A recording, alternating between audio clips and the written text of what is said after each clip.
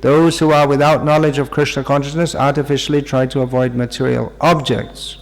And as a result, although they desire liberation from material bondage, they do not attain to the perfect stage of renunciation. Their so-called renunciation is called phalgu, or less important. On the other hand, a person in Krishna consciousness knows how to use everything in the service of the Lord. Therefore, he does not become a victim of material consciousness. For example, for an impersonalist, the Lord or the Absolute, being impersonal, cannot eat.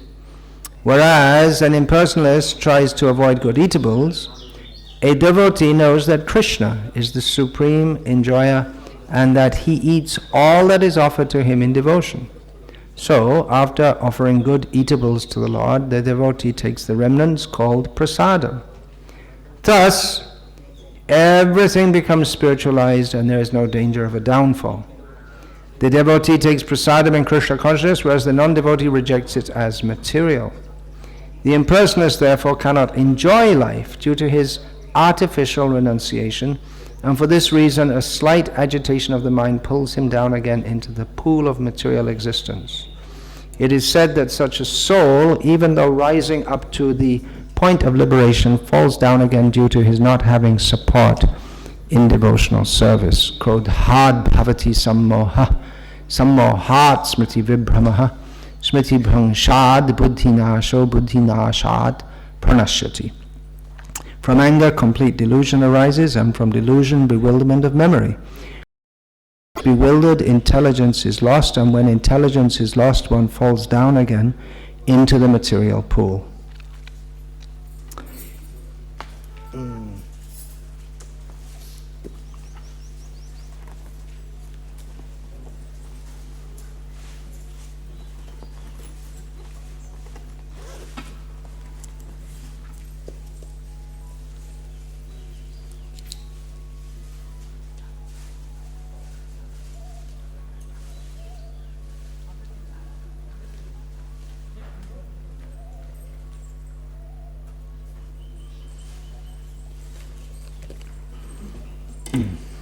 Om Agyanatimirandhasya Gyananjana Shalakaya Chakshurunmilitam Yena Tasmai Shri Gurave Namaha. Nama Shreshtham Manamapi Shatchiputramatra Surupam Rupam Tasyagrajam Urupurim Mathurim Goshtavatim Radha Kundam Girivaramaho Radhika Matavasham Prapto Yasya Pratita Kripaya Shri Gurum Tam Natosmi. Vandeham Shri Guru Shri Atafpada Kamalam Shri Gurun Vaishnavanscha Shri Rupam Sagrajatam Sahagana Raghunathan Vitam Tam Sajivam Sadvaitam Savadhutam Parijana Sahitam Krishna Chaitanya Devam Shri Radha Krishna Padan Sahagana Lalita Shri Vishakha. Hare Krishna, Krishna Krishna, Hare Hare, Hare Rama, Rama Rama, Hare Hare. This verse is usually read in conjunction with the verse previous to it. It's part of a series.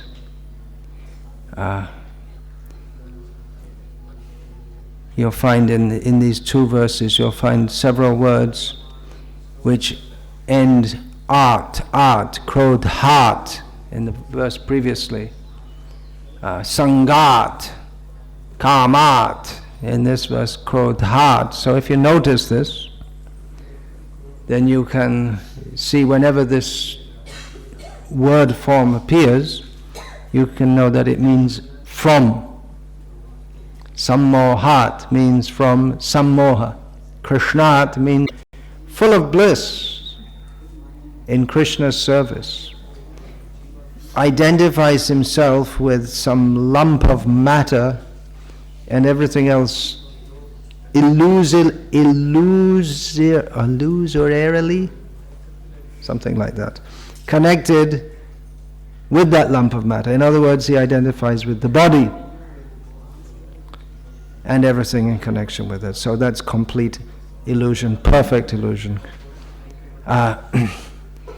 So as this verse is the second of two verses, why am I reading this in particular? Well, particularly I wanted to speak about the main point that Srila Prabhupada makes in this purport about renunciation. He begins the purport by quoting Srila Rupa Goswami, Prapanchikateya buddhya hari sambandhi vastunaha mumukshubhi parityago vairagyam Phalgu Katyate. Phalgu, or modern Indian language is Phalgu.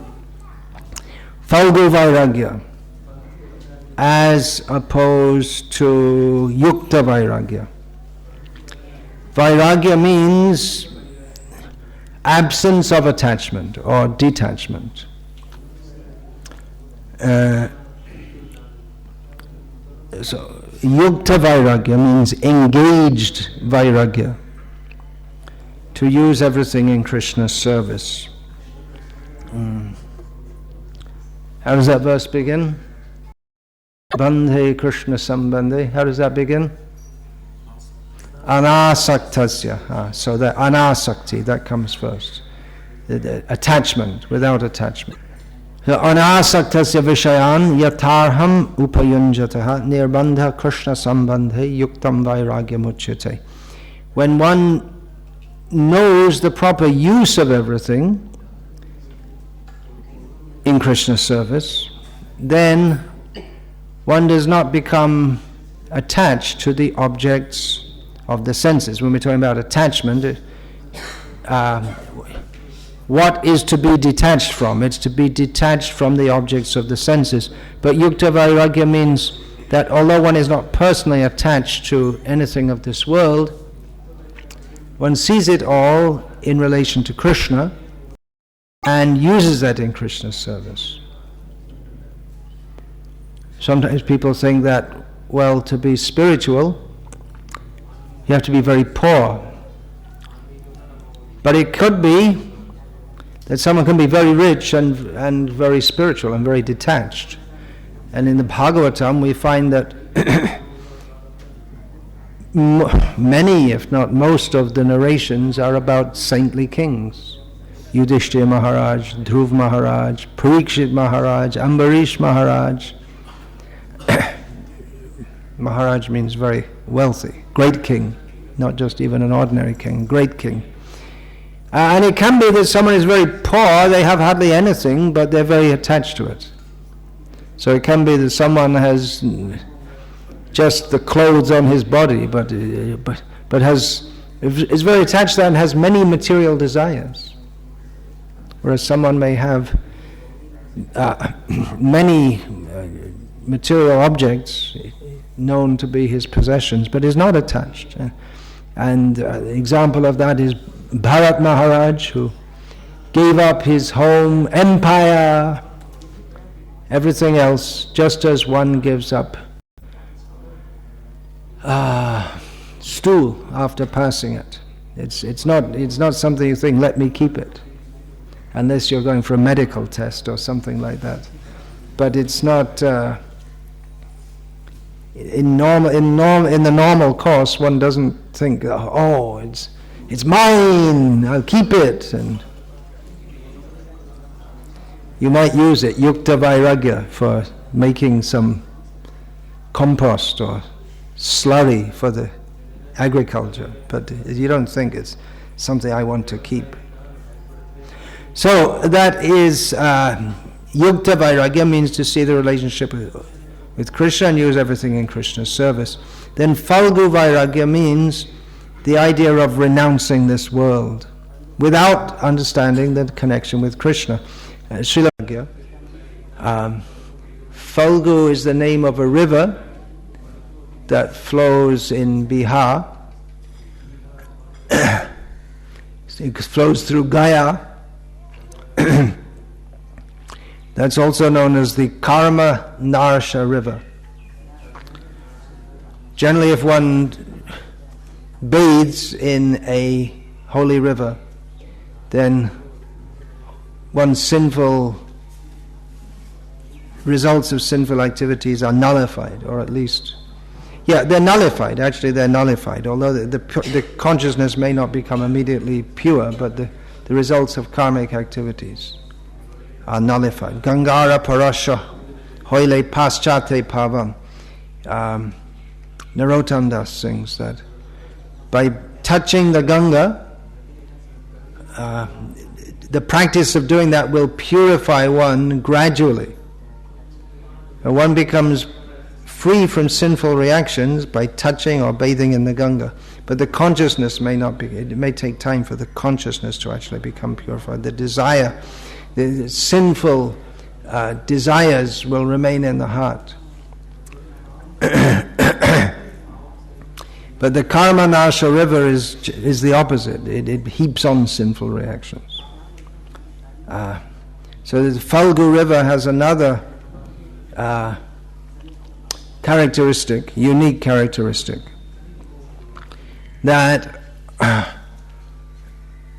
most of the time you just see the riverbed. Of course, that's become quite common in India now with all the droughts and the damming of the rivers. But it's just some sandy bed. But if you stick your finger in and dig a little bit, you'll find the water's flowing a little bit underneath.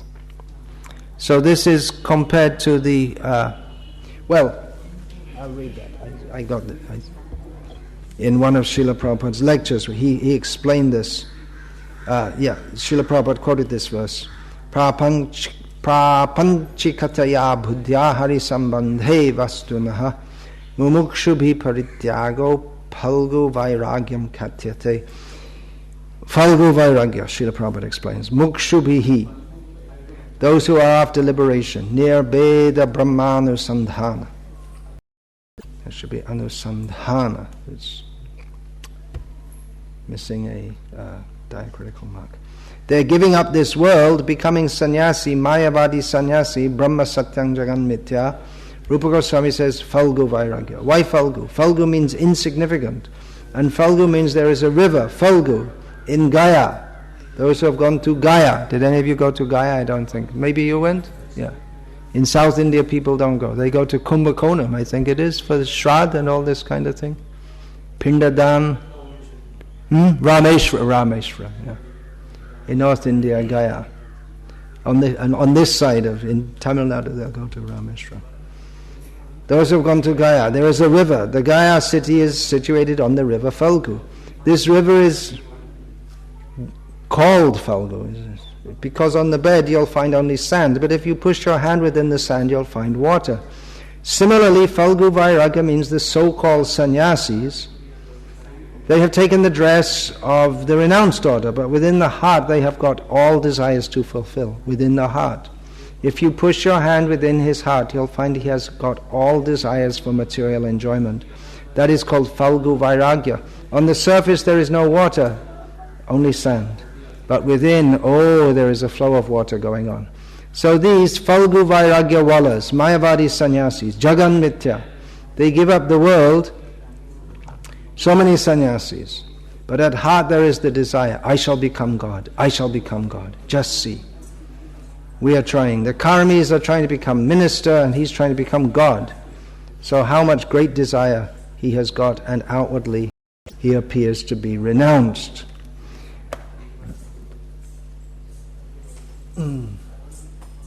So this renunciation of the impersonalists is said to be artificial. Sometimes Falgu Vairagya is called artificial. And it's not even real renunciation. There's an outward show of renunciation. So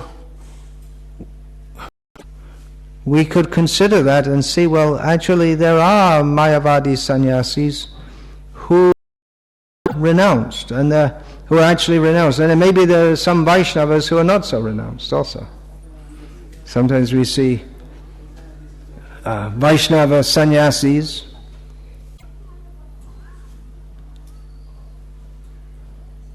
Anyone? I'm also forgetting it because I just had 2 nights in a row on the train and my brain processes aren't working properly. Adyantavanta Kaunteya. So what's the first line? Anyone? No one?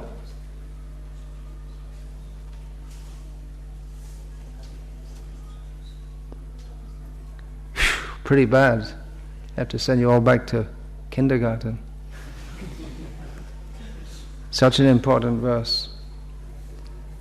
Well, I'm also not remembering it.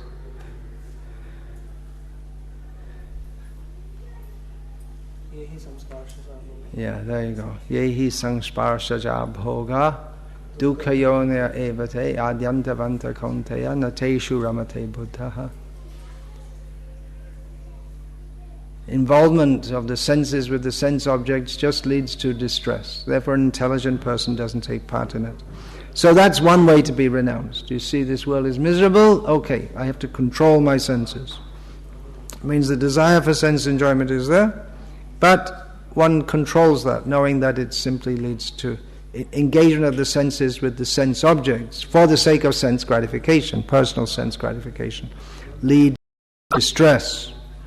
You can't stop the interaction of the senses with the sense objects unless you want to close your eyes and block your ears, but that's not very advisable. But the aim of trying to enjoy the senses leads to distress, so one becomes renounced and just accepts the sense objects minimally for bodily maintenance. Another way to be renounced is that rasavarjang rasopyasya parang drishva nivartate. One comes to a higher platform of spiritual enjoyment, so that one no longer desires material enjoyment. Now, it may be that some Mayavadis have apparently reached that platform, and one fairly modern example of that is here in Tamil Nadu, Ramana Maharshi. He, from a previous life, it seems, he had some level of realization. As a young man, or what would in India be called a boy, he was, I believe, in his late teens, where he just left home and he went to sit on the side of a hill in Tiruvannamalai, and he just stayed there the rest of his life. And what did he do? Nothing. He just did nothing, because he saw that this world, well, there's nothing, what's the point of doing anything? So probably he ate and slept, but he made no endeavor for anything. And he didn't make any endeavor to make disciples or an ashram, but people came to him. And he manifested detachment from the world. Not that he was trying to show off, but he felt, what's the point? In Maya. He's with Maya. His wife is Maya. He's someone who can literally say, my wife is Maya. Others could do also. Her name might be Maya. But more than anyone, he can say, my wife is Maya. But he's not victimized by her. Then Srila Prabhupada compares him to Haridas Thakur, who was tempted by a prostitute and then by Maya herself. She also came. But Haridas, due to his attachment to the holy names, he wasn't attracted at all. So he gave initiation he ended up giving initiation to the prostitute who tried to make him fall down, and Maya, who came to test him, he initiated her also.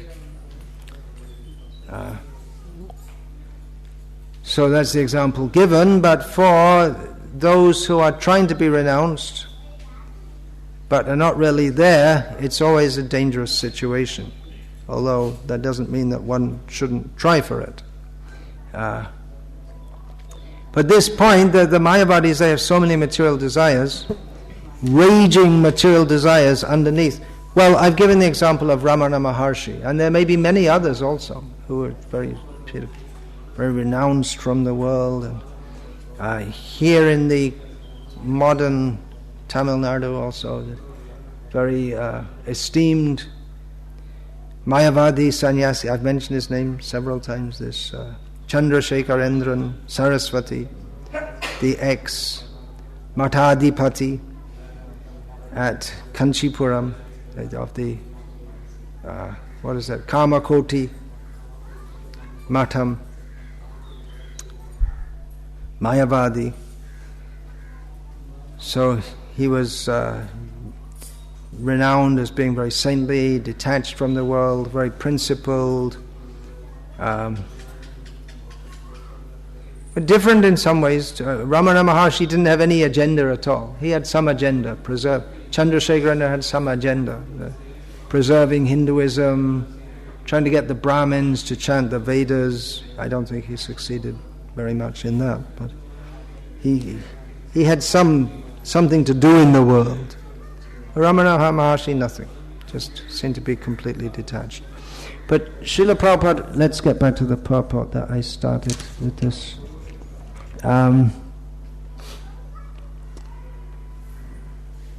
These which I read from Srila Prabhupada, he said, underneath they have, although they appear to be very detached from the world, they have this idea to become God.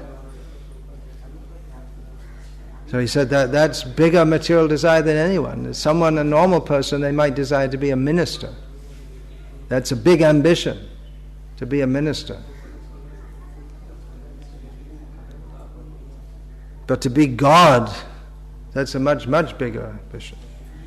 So in that sense, they have the biggest desires, more than we could say the most materialistic people in this world. They desire to have lots of money, to be a very big person, either lots of money or big political post.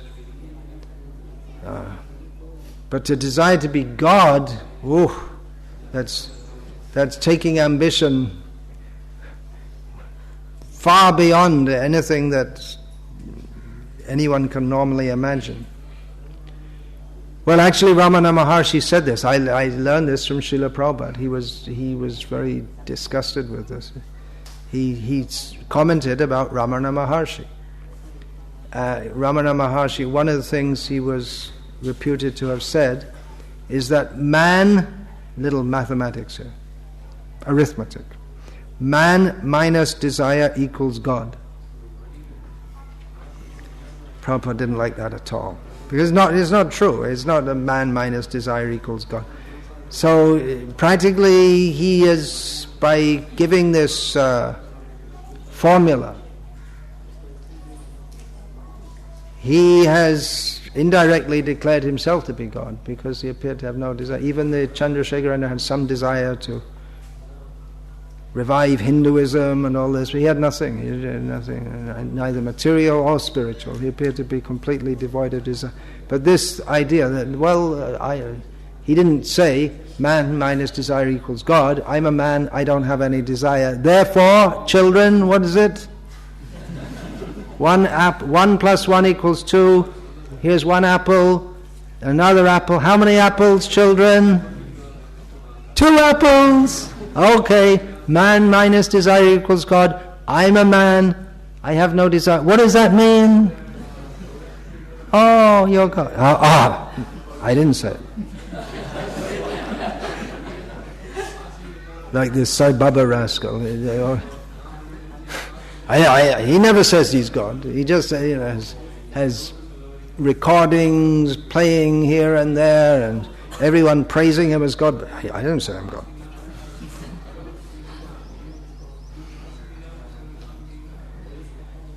So although they, in some sense, may be spiritually advanced, in one sense, but on the other hand, they are the biggest rascals, because they have this desire to be God.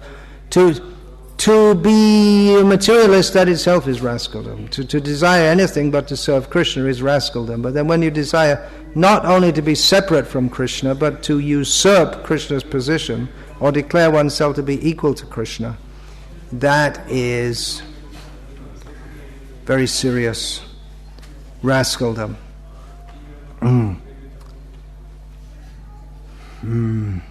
So we shouldn't be rascals. Understand, we're meant for serving Krishna. This is our constitutional position. Yuktam Vairagyam, the linked Vairagya. Bhaktisiddhanta Saraswati Thakur, he took this principle and manifested it in ways that no one had ever done before.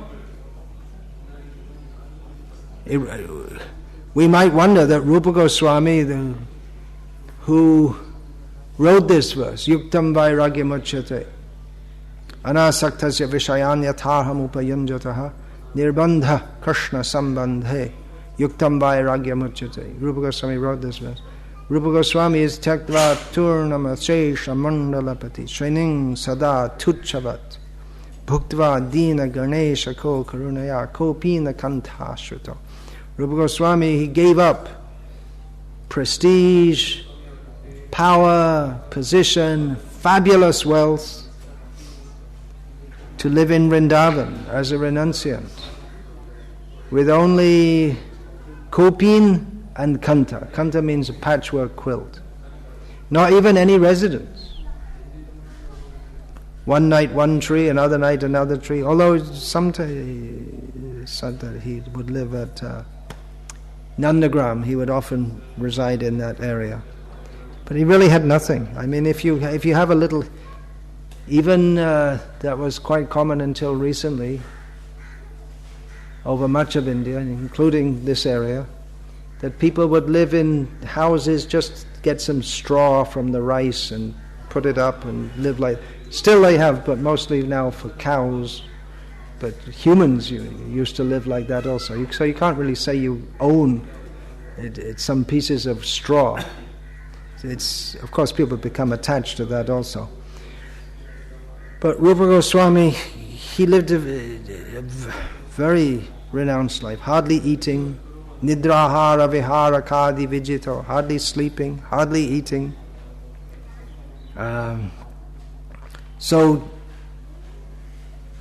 how is this that Bhaktisiddhanta Saraswati, he made buildings for his renounced followers to live in, had them go in cars.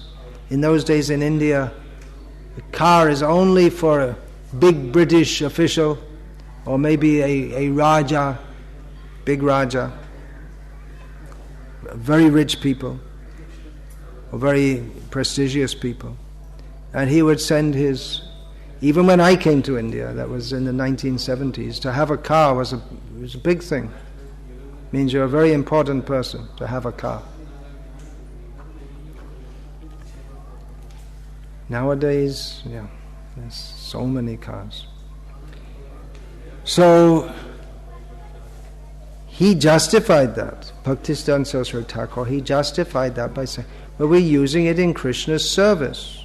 We should use whatever is there in Krishna's service. Of course, it's not only that Bhaktisiddhanta Saraswati and the Gauriya Math and later ISKCON are using all these things. We find all the Mayavadis use them also. They go in planes and trains and have cars. I don't know what their justification of it is. We say we're using everything in Krishna's service. What are they doing? Why don't you just sit on the side of a hill like Ramana Maharshi? Or like Chandrasekharendra, he followed the strict rules. If he went anywhere, he would walk. If he was going from Kanchi to Chennai, he would walk. He wouldn't take a car or a train or anything else, which means he didn't travel very much. His successor, this Jayendra. He wanted to go to China, and then someone who is connected with that Math, he said, okay, you can go, but you have to walk. If you want to, no Shankaracharya ever, at least not from Kanchi Math, they never used any vehicle. And they wouldn't even ride on a bullock cart. So if you want to go to China, you have to walk. That man eventually got hacked to death, the man who was on his case. I don't know if they ever found out who did it. But what is their justification? If you're supposed to be detached from the world, then why do you use cars and go in planes and use microphones or anything of this modern world? Why don't you just live like the previous? They must have some justification. Anyway, they justify themselves becoming God, so I guess they can justify anything, any preposterous thing. Their whole idea, the Mayavadis, is to become egoless, no more ego. I guess they could say that. Well, if you can use all these things if you don't have any attachment, you don't have any ego. Who's to measure that? We have something tangible. It's used in Krishna's service, but for them it's just. Well, first of all, you have to declare yourself free from ego. Then you can do whatever I guess you can dance with young girls also. Then, if you just, I have no attachment to this, but I'm just doing it anyway. I don't know. Anyway, I won't try to justify this philosophy because it doesn't make any sense at all. Adyantavanta, from the beginning to the end, it doesn't make any sense whatsoever. So their idea is to become free of egoism, the ahamta, the sense of I, the sense of, sometimes it's called ahankar. The two terms are a little different. Ahamta means the sense of I-ness, and ahankar, that means making, so that which makes one think in terms of I, me and mine. So it's a little different. There's ahamta gives this just the sense of thinking that any idea of I, myself. And ahankar is ato griha kshetra sutapta vitaya, all the things by which we identify myself as a distinct, discrete individual. My home, my wife, my children, my country, my money, my. Aham mama. So we could say that ahamta means I, sense of I, and ahankar means the sense of I and mine, I, me and mine. So Mayavadis, they want to become free from the sense of I. It's very difficult. Very, very difficult to get free from that. Theoretically we can understand I'm not the body, but just ordinary things. When we become hungry, we feel it very strongly. If someone treads on our toe accidentally with some heavy boots, we feel pain. So it seems very difficult to get free from the sense of I when we are centered, the sense of I, not even the ego, but just even the body. When we see through these eyes from a particular, wherever the body is, the locus of our seeing is wherever the body is. So it seems to us that I am an individual who sees through these eyes. I hear whatever is within the range of these ears. When I touch, I feel something, or something touches me, or the heat, I feel the heat. So it seems very much as I am connected with this body. I am an individual. This is me.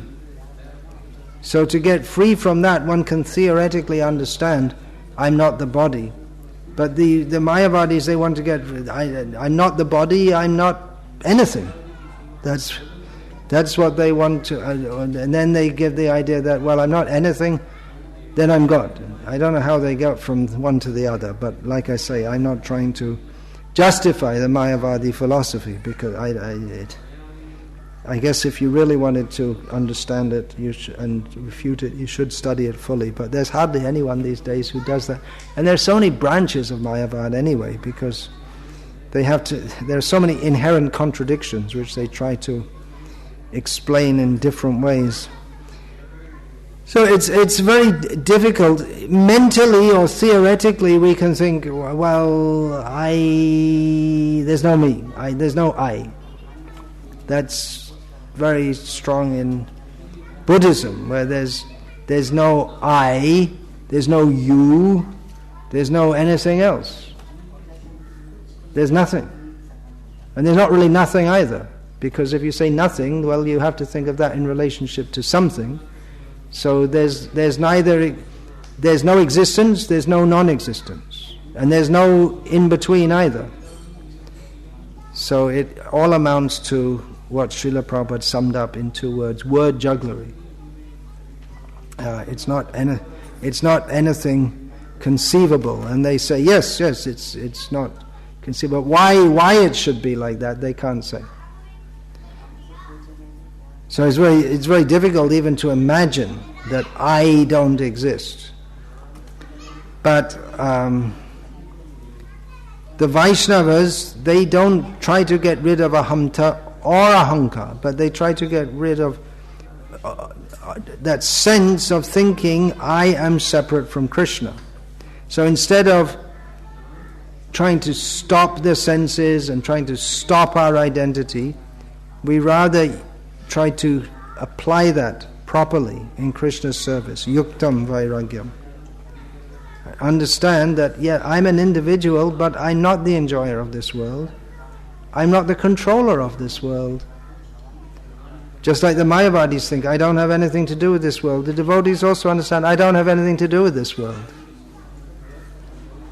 But as long as I'm in this world, I should try to do what Krishna wants in this world. He personally comes to this world to try to help others come to Krishna consciousness. So as long as I'm living in this world, I should try to come to Krishna consciousness and try to help others also within my capacity. So a devotee doesn't try to overcome the sense of I-ness, but the sense that I am the controller, I am the enjoyer.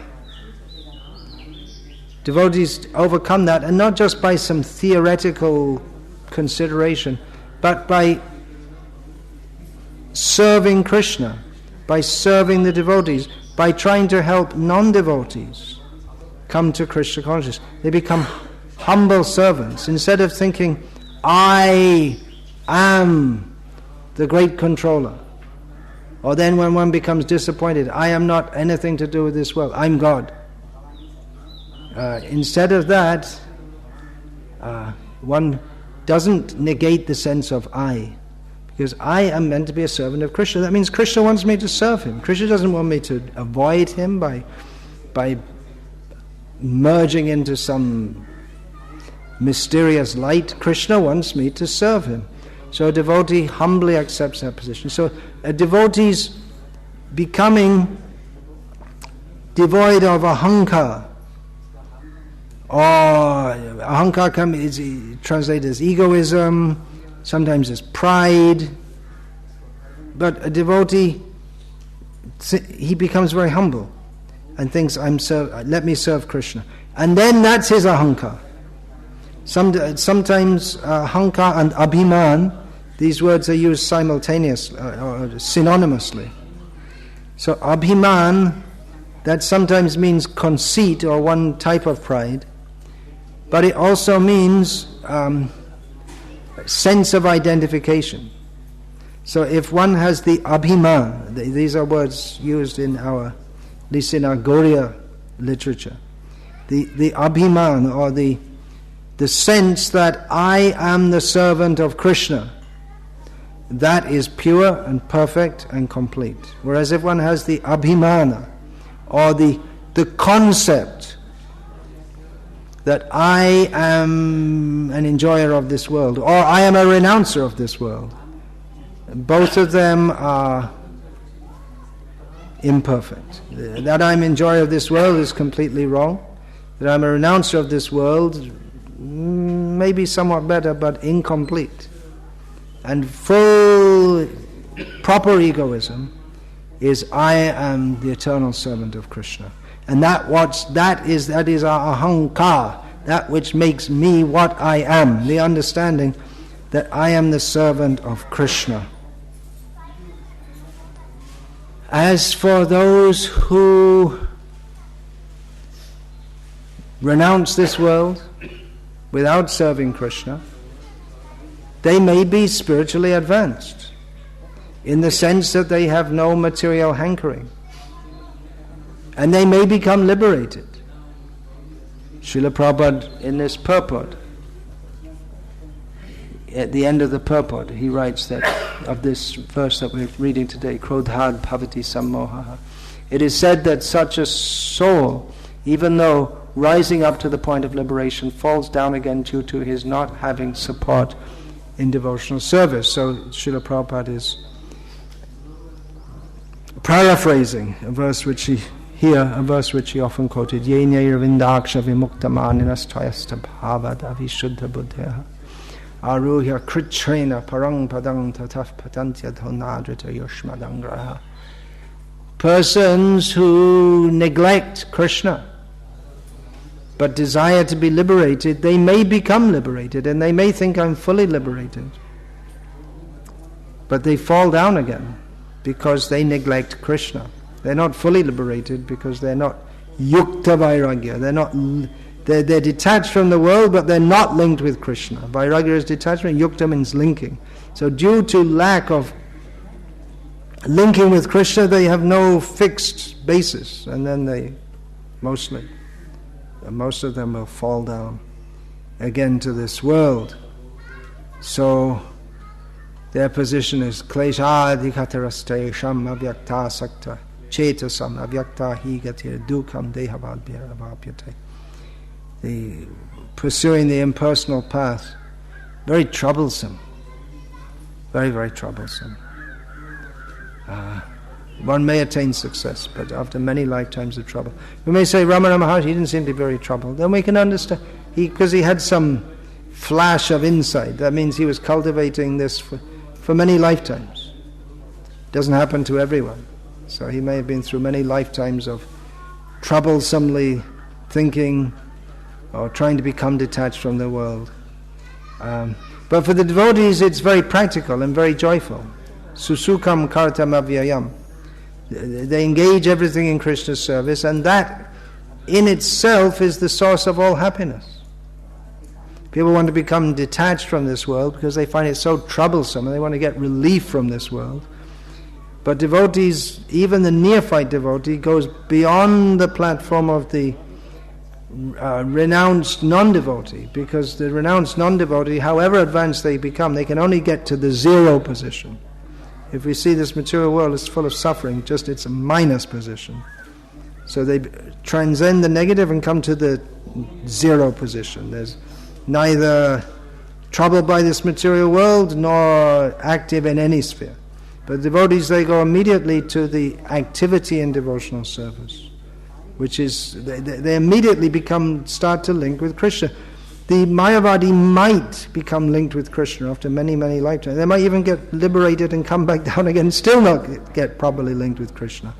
Whereas the neophyte devotee, even in the neophyte stage, is in a better position than the Mayavadi. And that's why even if someone who tries to renounce in Krishna's service, sincerely tries but doesn't make it, and they fall from that position, they're still in a better position than someone who is actually very advanced on the impersonal path and actually appears to be very detached. But that detachment, it doesn't have a strong basis. It can't last.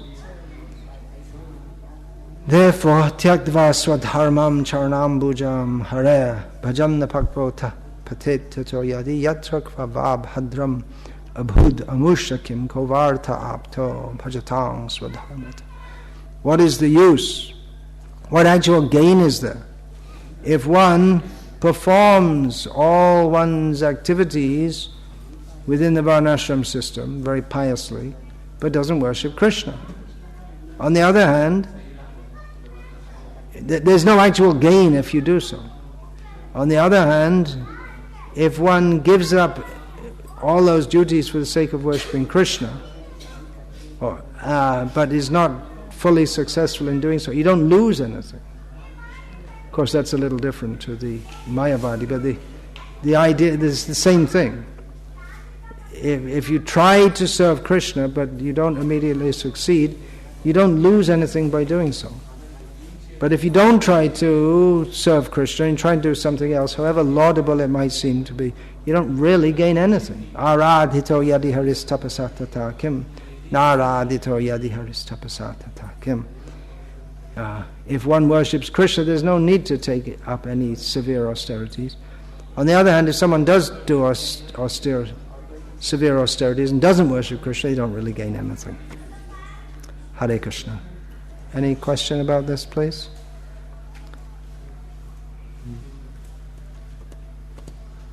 No. All right. Hare Krishna. All glories to Srila Prabhupada.